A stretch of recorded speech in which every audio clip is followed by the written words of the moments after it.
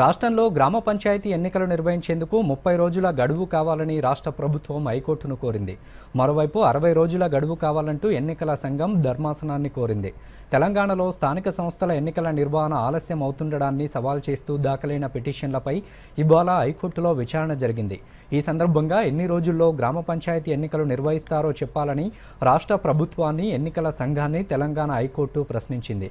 గత ఫిబ్రవరిలోనే ఎన్నికలు నిర్వహిస్తామన్న ప్రభుత్వం ఎందుకు నిర్వహించలేదని రాష్ట్ర అత్యున్నత న్యాయస్థానం అడిగింది.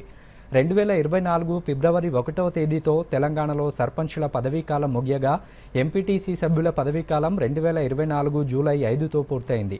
నిబంధనల ప్రకారం 6 నెలల్లోపు ఎన్నికలు నిర్వహించాల్సి ఉండగా ఎన్నికల నిర్వహణకు ప్రభుత్వం జాప్యం చేస్తోందంటూ తెలంగాణ హైకోర్టులో గతంలో పిటిషన్లు దాఖలు కాగా వీటిపై ఇప్పటికే పలుమార్లు వాదనలు జరిగాయి. తాజాగా ఈ పిటిషన్లు ఇవాళ మరోసారి విచారణకు రాగా పిటిషనర్లు, రాష్ట్ర ప్రభుత్వం, ఎన్నికల సంఘం వాదనలు పూర్తి కావడంతో స్థానిక సంస్థలపై హైకోర్టు తీర్పును రిజర్వ్ చేసింది.